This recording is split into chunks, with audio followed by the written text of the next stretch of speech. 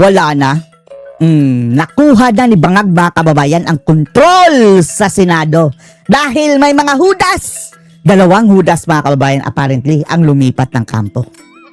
Una si Cheese at ang pangalawa, etong si Joel Villanueva.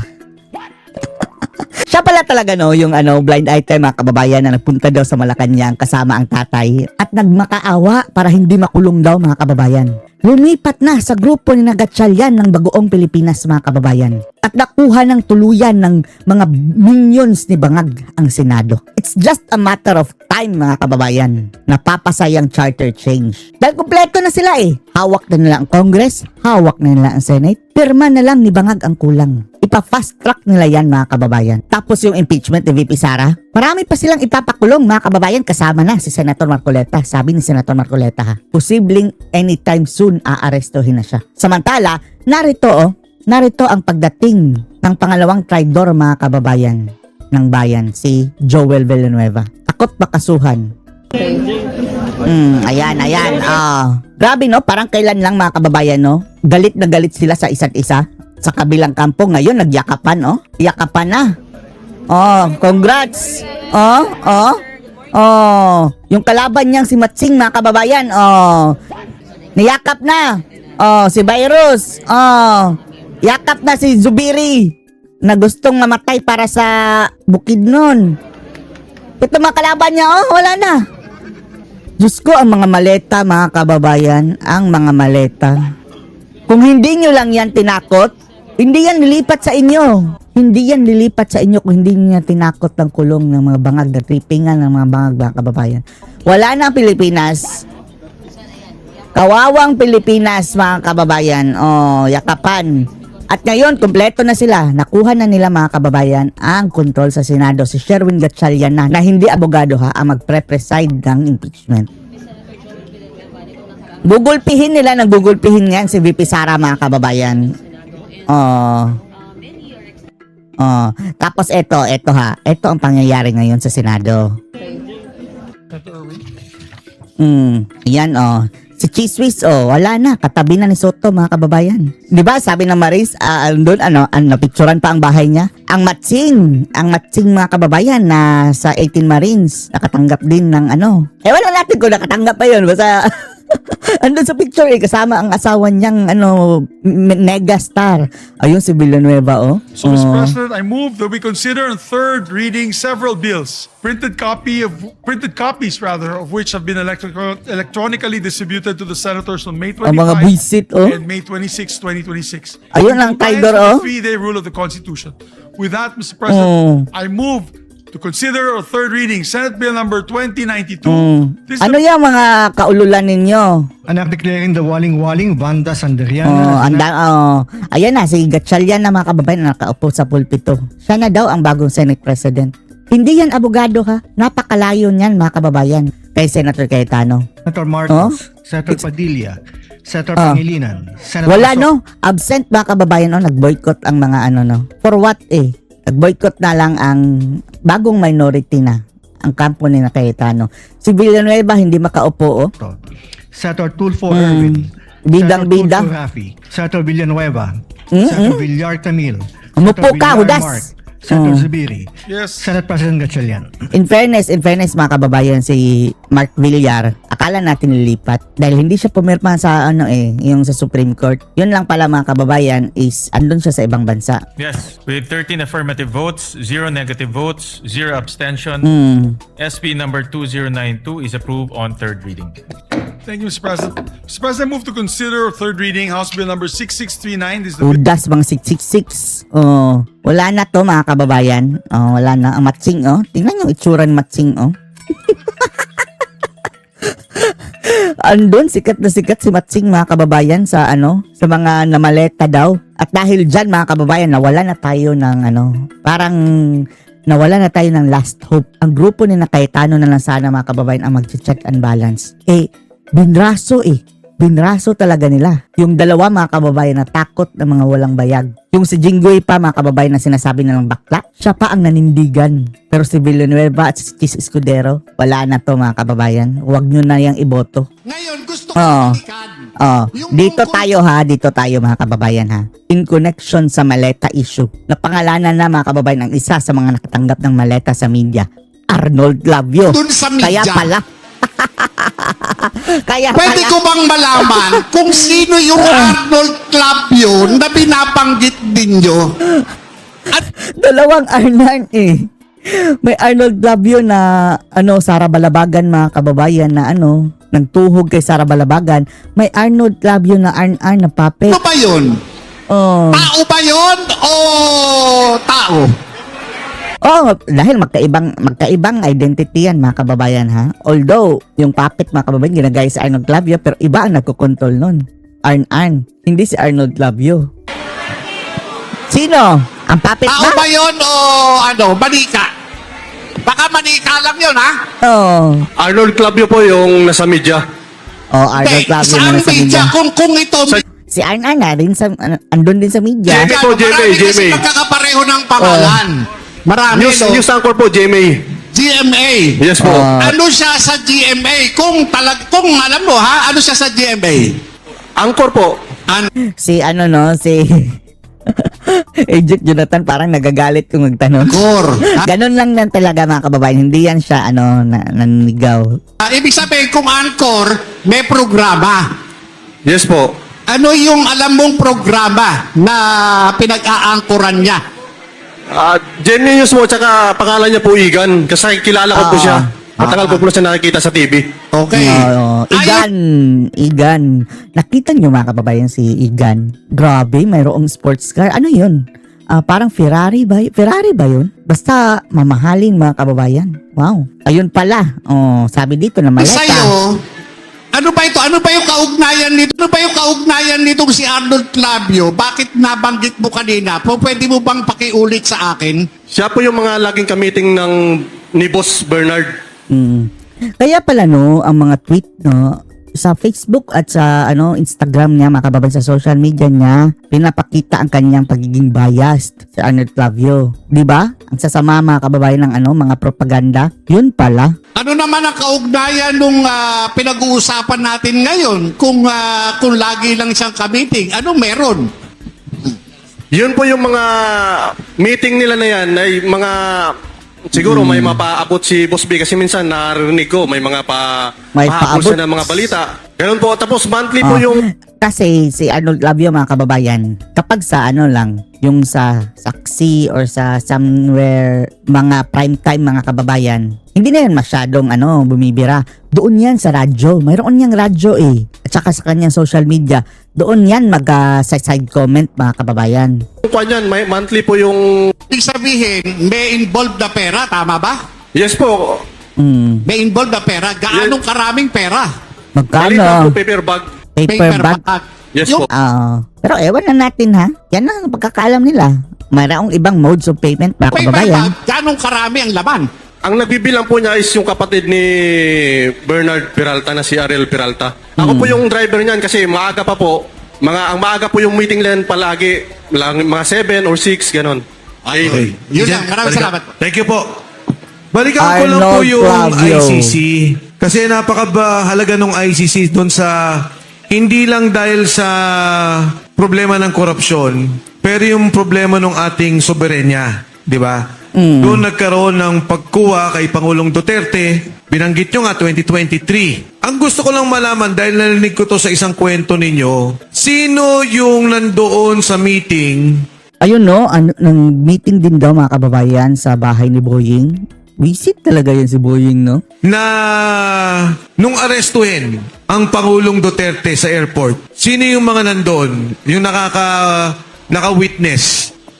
Sige Sarge, go ahead.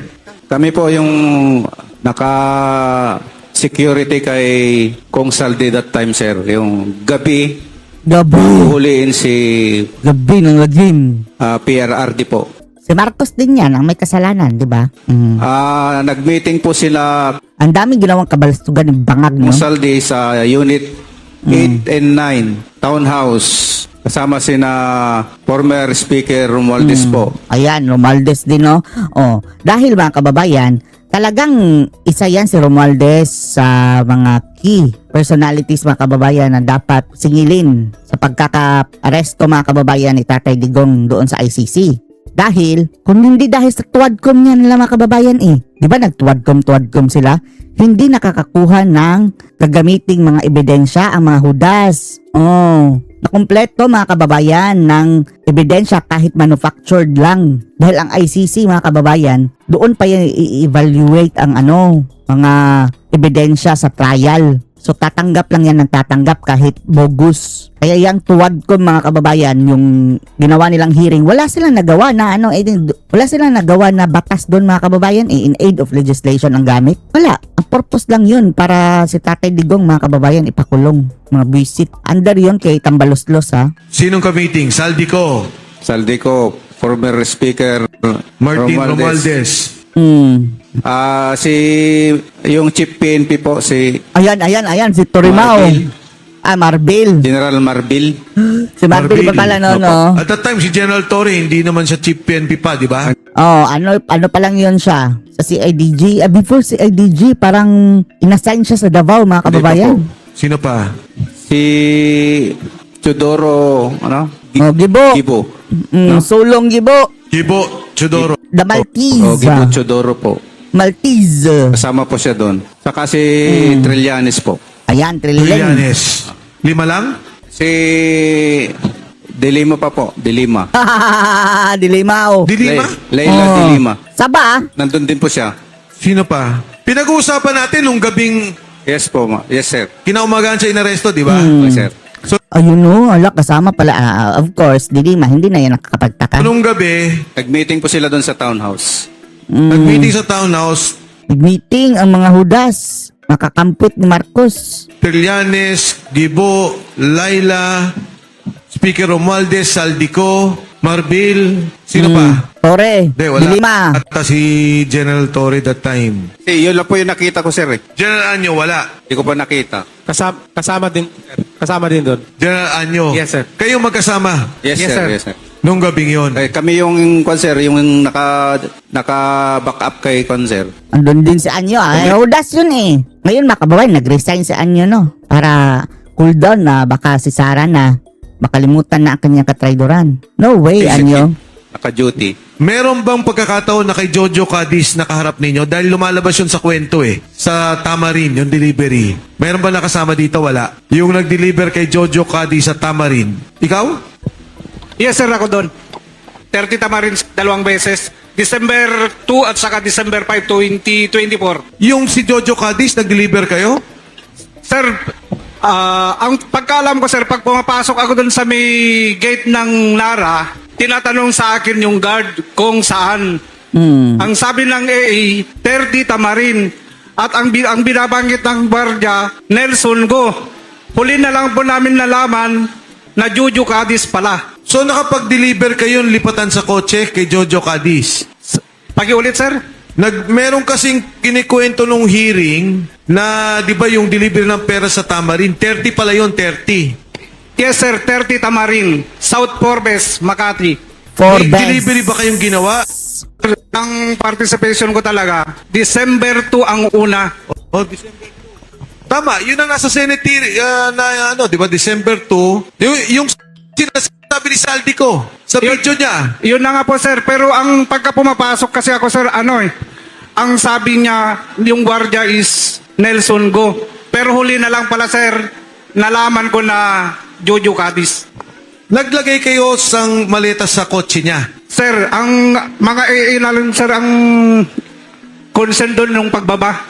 Okay, idudugtong ko sa tanong ni Agent Morales. Kasi sa video ni Saldico, ang sabi niya, nag-deliver ako ng 1 bilyon. December 1 bilyon. 2 ata, December 4. Hindi ko December 2, sir, at saka December 5, 2024. Yan. Na isang 200 million at isang 800 million. Totoo, sir, kasi marami talagang maleta yun. At yun daw perang yun ay para kay Pangulong Bongbong Marcos. Bangag. Sabi ni Saldico. Bangag. Hindi ko na alam, sir, kung kay Bongbong nga talaga yun. Malamang. O basta Sino pa ba ang utak niyan? Ulo. ako, sir, nag-drive lang eh.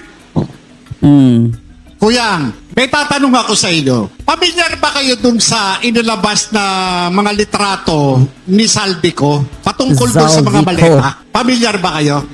Mayroong mga ipinost sa FB itong si Congressman Saldico na mayroong Ayan o, si mga Chariz. description. Si Charizy. Katulad, halimbawa, nitong November 15, mayroong mga maleta, litrato ng mga maleta na nakalagay cash out. 28 luggages, 1 billion delivered to RR. Romeo. Sino tong RR? Kung alam ninyo, code na RR, double Romeo. Pakisagot, sa may alam. Ano yun, sir? Residence Romualdez. Romualdez. Opo, sir. Romualdez Residence. RR pa, Romualdez Residence. Okay. Si Romualdez ito. Hindi, ang gusto ko lang idugtong dito kasi yung dugtungan ng lahat ng kwento doon kay Saldico, ang pinakamalinaw na sinabi niya, yung delivery ng December 2 at December 5. Nasa video niya yun eh. Ikaw lang ba yung kasama dito na nag-deliver? Yes, sir. At saka si Martix ay wala po dito eh. O si Mark Pero ako Tiksay? yung isa sa driver. Ayan. Na December 2 at 5 nga ata, 1 billion, isang 200 RR million. Romualdez Residence. At isang 800 million. Sa makatuwid, yung dugtong ng mismong perang si Saldi umamin na kinuha niya at binigay niya, ikaw naman yung kadugtong na nag-deliver. Yes, sir. Ako yung isang driver, sir. Kasi dalawa kaming van eh. Ang ibig ko pong sabihin, lahat kasi ng kwento ng mga sundalo, nag-deliver ng pera pero hindi natin maidikit kung ano yung eksaktong pinanggalingan, bakit binigay ni Saldico. Pero itong delivery na to, sinabi ni Saldico, humingi ng 1 billion si Presidente, nag-deliver ako ng 200 million at isang 800 million kay Jojo Cadiz. Dahil doon sa 30 Tamarin, malapit daw sa bahay ni Presidente, ikaw pala ang isa sa mga kasama. Yan ang malinaw na dugtong doon sa delivery ng pera. Okay, balikan ko to, Sarge. Tube, kawata to. Sarge. Yes, sir. Paki-describe naman.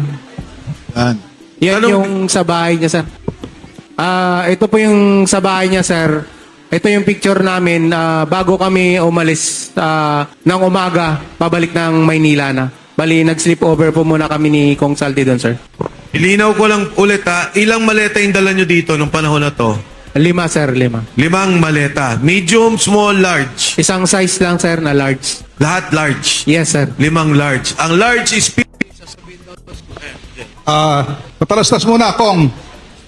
Magandang hapon po, mga kababayan. Retiradong General Romeo Poques Poco, ang chairman ng United People's Initiative. Andito po yung aming presidente, si Attorney General Virgil Garcia, Secretary General, si Captain Ray Valeros, andyan kanina, si Attorney Harold Ruspicio, yung aming chairman sa Luzon. Andito po yung aming chairman sa Visayas at Mindanao ng UPI. Nandito po kami para suportahan ng ating mga magigiting na mga Brave 18 at saka yung kanilang mga kasama na Fearless 14. Okay? Dismayado po yung UPI dahil ang inaasahan ho nating supposed to be Blue Ribbon Committee meeting ngayon ay hindi natuloy. Dahil alam naman natin maraming mga panggigipit, pangaharas, pananakot ang ginagawa ng ating gobyerno. Kaya itong ating mga, maski ating itong mga senador, ay hindi dumating ngayon. Andito kanina si Senator Amy, pero hindi pinapasok, umalis. Ngayon, inaasahan natin sana na dumating sila para po matuloy. Senator Robin, nandito kanina. Senator Robin pala, andito rin po. So dito po, nangangahulugan na talagang magulo yung ating bayan kung ating mismong Senado ay nagkakaroon ng ganyan. Merong 2 Senate President. Merong 2 Blue Ribbon Committee. Ang gulo-gulo, hindi malaman kung sino leader. Meron dito sa isang private na lugar, hindi doon sa Senado. Anyway po, hindi lang po kami sumusuporta sa mga Brave 18 na Fearless 14, kundi sumusuporta rin po sana kami dito sa Blue Ribbon Committee hearing, kaya kami po nandito.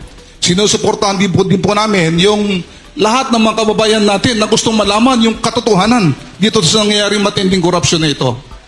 Anyway po, last month, nung nakaraang buwan, ang UPI po ay nag-conduct ng no holds barred meeting. Itong no holds barred, ibig sabihin kumbaga sa boxing pwede lahat, pwede sipa, siko, pwedeng ano yan, na confrontation ito ng mga sundalong ito, ng mga brave 18 sa mga seniors nila, hindi lang mga officers kundi mga generals ng police, military. Andyan po yung mga dati mga first staff. Ang confrontation po na ito ay hindi lamang ordinaryong meeting kung saan ang mga lower ranking enlisted personnel ay haharap sa kanilang mga commander o yung mga general. Ito ay dapat patunayan nila ng sinasabi nila ay totoo. Lahat ng kanilang kilos, lahat ng galaw nila, pati pikit ng mata nila ay inoobserbahan ng mga general na ito. Pati yung kanilang boses, malalaman nila kung nagsasabi sila totoo o hindi.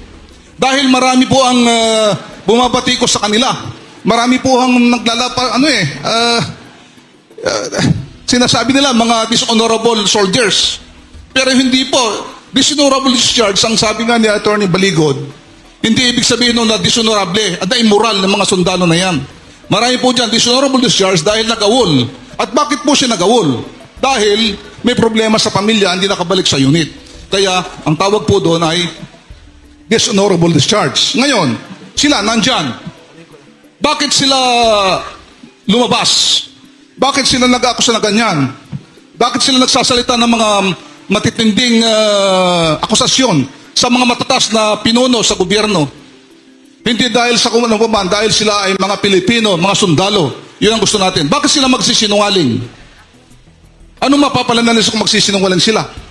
Kaya kami sa UPI naniniwala na yung itong mga sundalong ito na nag-aalay ng kanilang buhay, pati yung pamilya nila, ay nagsasabi ng totoo. Ito ang dapat malaman po ng buong sambayan ng Pilipino. Kaya ipagpatuloy po natin. Kaya wala man po dito yung mga senador, hindi man po natuloy yung ating Blue Ribbon Committee. Ang suggestion ko kay Congressman Mike sa kay Attorney Baligod, ituloy lang po natin. Okay? I-convert nating People's Tribunal, People's Court o People's Hearing na tulad dito. Kung saan tulad ng ginawa namin doon sa tawag dito, no holds barred, pati kayo, mga audience, mga media, pwede kayo magtanong. Lahat ng mga gusto nyo itanong sa kanila, lahat ng mga maski wala doon sa kanilang sinumpang salaysay, pwedeng itanong. At sila, nakahanda sila, tulad ng ginawa nila noon sa no holds barred, sila ay paninimigan po nila lahat ng mga nakita nila, yung personal na experience po nila at lahat po ng kanilang mga sinabi. Yun lang po. So maghanda po kayo. Kung sino man po ang gusto magtanong mamaya, bibigyan po namin kayo ng pagkakataon. Maraming salamat po. Thank you. Thank you, General Pokis. Balikan ko lang ulit yung kay Jojo Cadiz. Interesado lang ako. December 2, Tamarin. Opo, sir. 2024. Correct, sir. Yung December 5, 2024 din, sir. Halos magkasunod yan, sir. Kasi Tamarin ba o sa ibang lugar? iisa lang yan, sir. 30 Tamarin pa rin. May Nara. Hindi ako nakapag-deliver doon, sir. So Tamarin ka pareho. Correct, sir. Okay. Sino sa inyo ang may hawak o may nakitang ledger dito sa mga nangyayaring deliveran? Hindi natin kailangan ilabas. Basta may ledger na nakita o hawak. Meron? Sarge.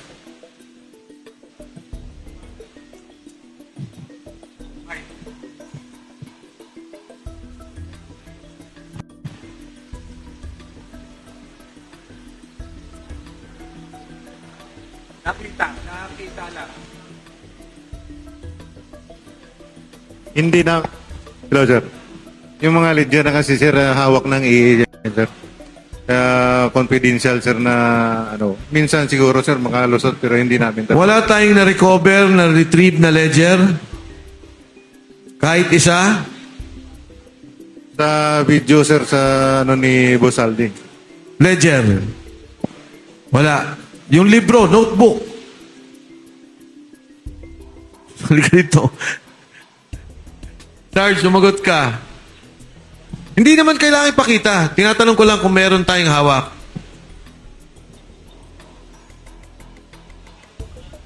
Logbook, sir. Logbook. Logbook ng mga in-out na mga sasakyan. In and out ng sasakyan. Yes, sir. Dated 2025. Okay na yun. Basta kapit nyo yun. Nandyan na yun. Di ba?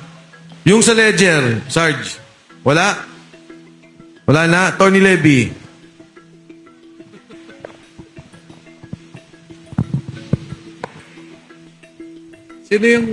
Sino yung nagbigay ng kwan?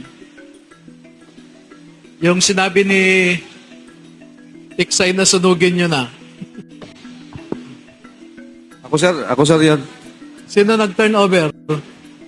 Sir, wala na yun kasi nung sabing sunugin, nakita ko kasi maraming maganda na pwede pang gamitin. Tapos binuklat ko, doon ko nakita yung mga listahan.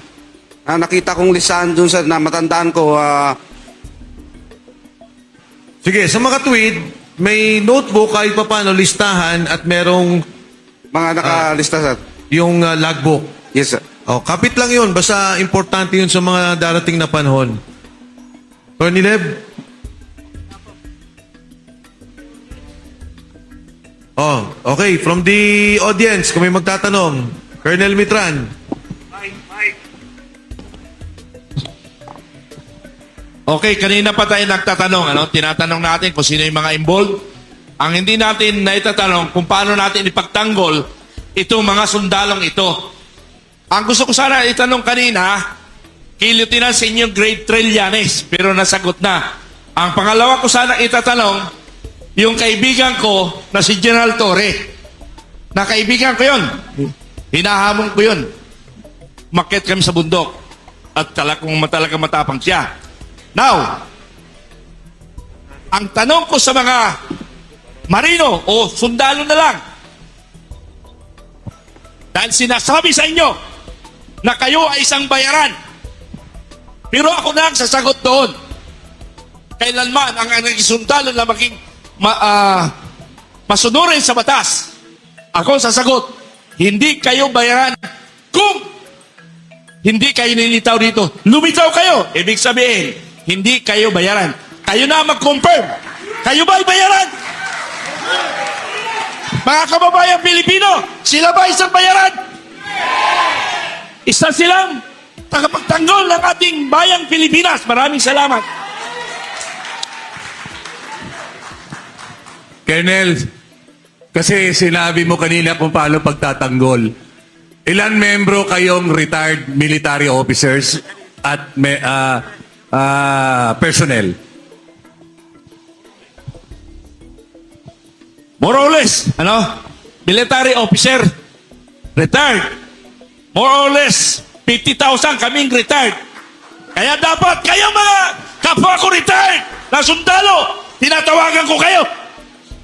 Sa oras na ito at susunod pa na oras, lumitaw kayo. Kung tunay tayong nagtatanggol sa ating bayang Pilipinas. Maraming salamat. Colonel, deliver us the 10,000 members of yours and kami na ang bahala and the rest. Oh. Hala. Okay. Ay. Hala. Sige pa. Mayor, ako naman, Mayor. Dapat mo ba magpakilala? Simpleng tao lang ako eh. Kasama nyo, pare-parehas lang tayo. Iisa pinag-alaban natin. Alam natin, kaya tayo nandito, yung circumstances, di ba? Yung consequence na ginagawa natin dito, di ba? Alam natin. May kapalit to eh. Ang tanong ko, ganito. Sa mga ginawa nyo na pagsisiwalat ng mga anomalya, anong gusto nyong mangyari sa buhay natin? Kahit sino pwede sumagot. Anong gusto nyo?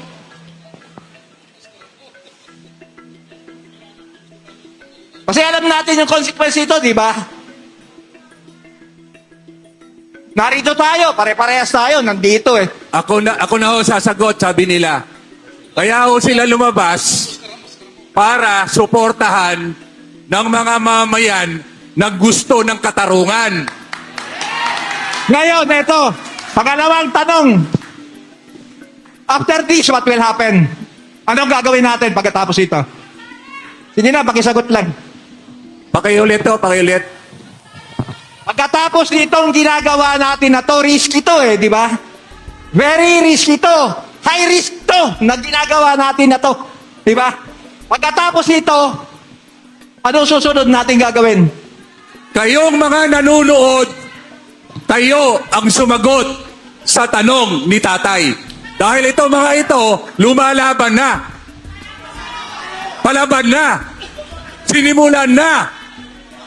Ang kailangan na lang, yung suporta ng mga taong naghihirap at kayong mga ninanakawan. Kasi alam na natin yung mga sinisiwalat nyo, ano lang yan dapat lumabas yung guilty, di ba? Ngayon, alam naman natin kung sinong guilty. Patulan natin kung sinong guilty. Tapusin na natin to. Kakapagod. Tapusin na natin. Sana tay, okay. sana tay, maraming kagaya mo. Nabilad sa init, talagang lumalaban at talagang nangangatiwiran.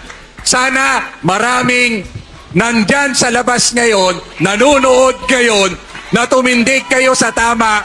Samahan natin ito. Kasi pagkatapos ito, alam naman natin ang kapalit nito kulungan. Okay, Dapat Tay. maging handa tayo. Kasi ang kapalit nito, kulungan. Salamat tayo, salamat po. Tatay, parati natin nakikita yan sa lahat ng mga pagkilos. Pero, okay, katulad po ng nabanggit ko, na kanina natin pinag-uusapan, importante ang Blue Ribbon Committee hearing dahil lumalabas doon na magiging opisyal ang lahat ng kanilang sinabi. Sa naganap na nakaraang Blue Ribbon Committee hearing, nagamit na naman at pwedeng gamitin yung mga nabanggit nila. Pero sa ngayon, sa sitwasyon natin, ang pwede lang po nating magawa ay maipaalam sa taong bayan ano ba itong inahawakan na impormasyon, hinahawakan na kalaman ng ating mga sundalo. Yun lang ang magagawa natin. Kahit papaano makatulong tayo na maibahagi sa kanila yung ganitong impormasyon na hindi malalaman ng taong bayan. Kaya sa marami akong tinatanong mismo dun sa issue, paano makakatulong, at kung sakasakali ay makakapagtulak ng mga kaso na gusto nating makita. Kasi katulad doon na nabanggit natin, lahat may kaso na. Pero yung mga sinasabing nagnakaw, yung nandito sa affidavit ng 18 Marines, ni isa. Siguro may isa lang dito na napatawag. Pero lahat to malaya. Lahat walang problema. At maganda yung binanggit ni Sarge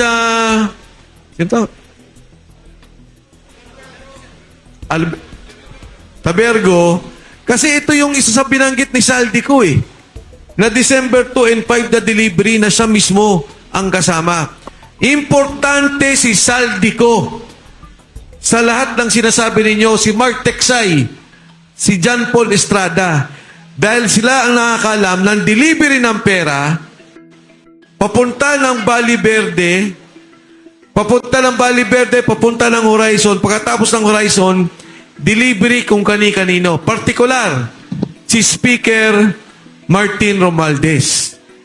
Eto 2 taong nabanggit kanina. Nabanggit na ni Gutesa si Eric Yap, tama?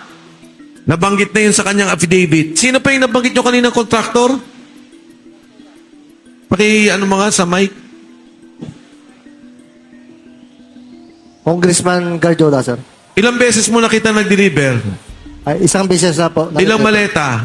4 na maleta po. 4 na maleta. Sino pa? Wala na? Yung mga delivery sa Bali Verde. Yan yung unang hakbang Pag delivery sa Horizon palabas, ito na yung pangalawa. Ngayon, Attorney Levy, matanong lang kita. Doon sa ledger na hawak mo, Ano ang mga nakikita mong pangalan at mga pwedeng hanay na gamitin doon? Alam mo naman, ang ledger, ebidensya yan. Diba? Ebidensya yan. Hindi ko kay Atty. Levy ang may hawak, pero nakita na ni Atty. Levy. Eh, siyempre, ayaw pa sumagot ng ating mga kasama, pero hawak nila yan, pati yung logbook ng in and out ng mga kotse. Atty. Levy, if you can just expand on that a little. Yung ledger na sinasabi nila kay Mark Tiksay, naiwan kasi ni Mark Tiksay yon at inutusan sila na kunin at sunugin. Pero hindi nila sinunod si Mark Tiksay. So, nasa pangangalaga po ng ibang tao yung ledger. At siguro hindi pa panahon na ilabas natin yung laman ng ledger na yan, no? Kasi maraming mga tao doon, pati kung sino yung nakinabang sa PhilHealth Fund at saka sa PDIC Fund, nandun din. Yung mga nakinabang sa NIA na pondo, nandun din. Pero pag dumating po siguro si Mark Tiksay, siya ang tamang tao na magpapaliwanag sa mga nilalaman ng ledger na ito. So yun, malinaw po Sa isang kaso, attorney, di ba ang ledger ay malaking bahagi ng ebidensya na maaaring ipresenta ng mga sundalo at maging ng abogado o maging ng ombudsman sa tamang panahon? Attorney Levy. Oo. Yung ledger kasi na yan ay isinulat bago pumutok ang kontrobersiya. So usually ang mga korte, binibigyan yan ng evidentiary weight because it was prepared before the controversy arose. Pero sa tamang panahon po, tulad ng sabi ko. Thank you, Attorney Levy. Yes, ito yung laging sinasabi nila Tulpugang na puro hersey raw ang testimonya ng 18 Marines. Dito, nakita po natin na meron pong mga ebidensya. Ang nakakalungkot, ang ginagawa ng mga taong may mga involvement sa malawakang pagnanakaw ng pondo ng bayan, kawawa ang mga witness natin na dininibanda pa para lang takutin. Nasaan na ang tamang pag-iisip ninyong mga senador kayo? Samantalang may batas tayo, Witness Protection Program, na binibigyan natin ng proteksyon ang sino man tatayo at magsisiwalat ng anomalya o anumang krimen.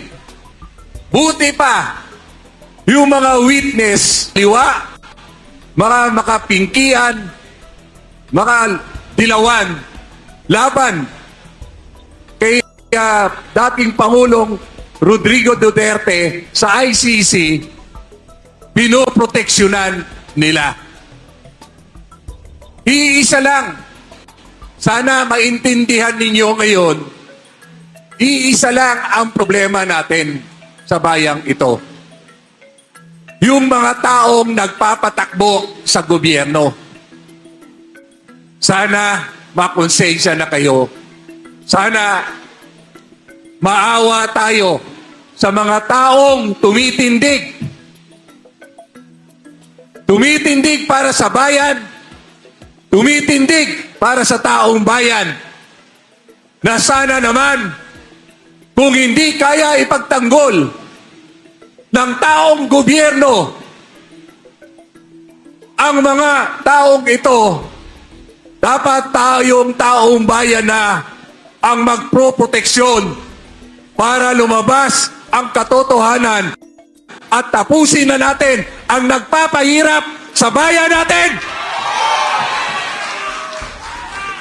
Sana manaig ang kabutihan at sana manaig ang katotohanan.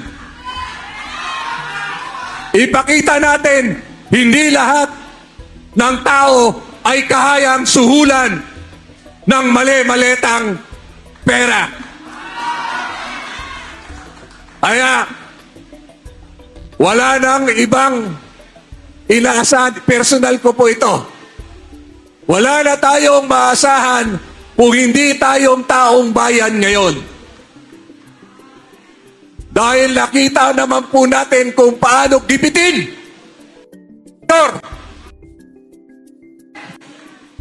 Hahayaan pa ba natin ito na mangyari sa bayan nating ito? Sana magkaisa na tayo. Tapusin na natin ang nagpapahirap sa bayan at sa taong bayan.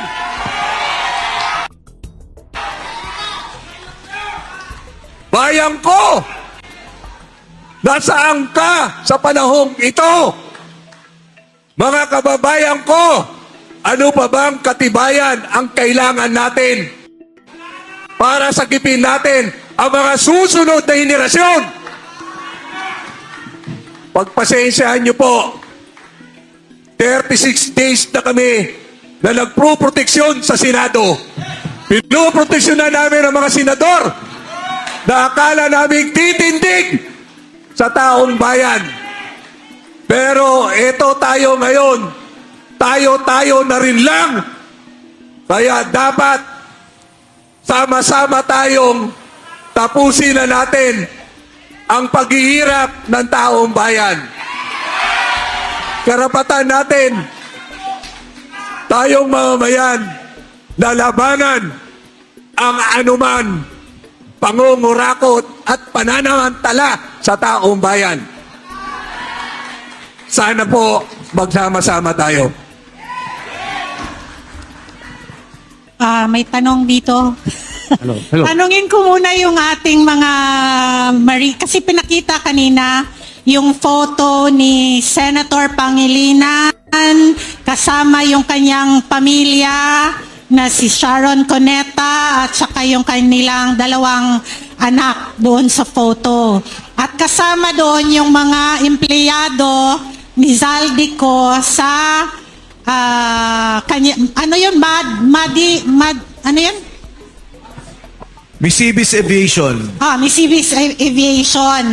Ano yung karanasan nila doon sa picture na yon? Anong relation noon sa ipinaglalaban natin kung si ano ba ay laging nanghihiram ba ng eroplano kay Zaldico at kung si Senator Pangilinan ba ay minsan ay nakatanggap ng maleta o bag, paper bag mula sa kay Zaldico?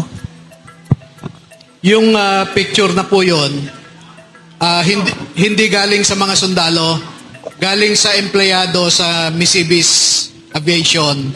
At sa tamang panahon din, ay lalabas din sila. No? So, iba pang witnesses po ang mga ito. Okay. So, we are very much encouraged that there are more to come, no? Ako naman po ay nais ko lamang bigyan ng pagsaludo yung ating mga former soldiers. Palakpakan natin sila. Nais ko lang i-mention kasi yung iba sa kanila ay in fact naging biktima ng lindol. One of them right now, nung nakaraang hearing, yung kanyang kapatid ay namatay sa cancer on the day of the hearing. Baka pwedeng tumayo si Sir Walter. Sa araw na ito, nasa ICU po yung kanyang tatay. Sorry, bilang nanay, naiiyak ako. Kasi merong mga iba nagsasabi na bayad sila. But they do not see the struggles of each one of them. At nais ko lang na sa araw na ito, bigyan kayo ng pasalamat kasi mas pinili nyo na pumunta dito kahit walang senador na dumating. Nandito ang mga tao kasama ninyo para bigyan kayo ng pag-asa na kami ay nakakakita rin po ng pag-asa sa inyo para sa ikabubuti ng bansang Pilipinas.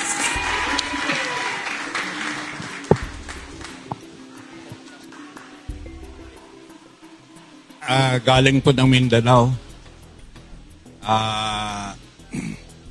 Nagre-representa sa mga Moro sa Mindanao. Ang tanong ko lang po gaano ba, hanggang kailan ba yung pagtitiis natin? Yung ganito, paulit-ulit ilang taon na. Pangalawa, di ba nasa tama tayo? Ang ginagamit nila, teknikalidad, politika, bakit hindi natin gamitin ang moralidad? Yun naman ang tama Mas mataas ang yung morality sa gawa-gawa lang ng tao yan. Samantalang ang morality, gawa ng Diyos yan. Ngayon, pangalawang tanong ko, bakit hindi natin may panalo ito? Ano bang kulang sa atin? Ano bang wala sa atin? Samantalang nandito na yung tama, nandito na yung, alam na natin yung niluluko lang tayo. Ano bang kulang? May kulang tayo. Leader! Kulang tayo ng leader na tatayo sa atin. Yun ang wala sa atin. Wala. Boss, siguro maraming boss. Pero wala pa akong nakikitang leader na tatayo sa atin. Ano, tayo bang magtatanggol sa leader? Hindi ba ang leader ang magtatanggol sa atin? Kaya nga siya naging leader para ipagtanggol tayo. Galit ng sambayanan. Kaya lang walang nangungunang leader para manguna sa pakikibaka natin ito. Kami sa Mindanao, matagal na kami naghihintay. Kung hindi nyo kaya dito sa Luzon, dadali namin sa Mindanao ang laban natin. Thank you, Dato. Okay.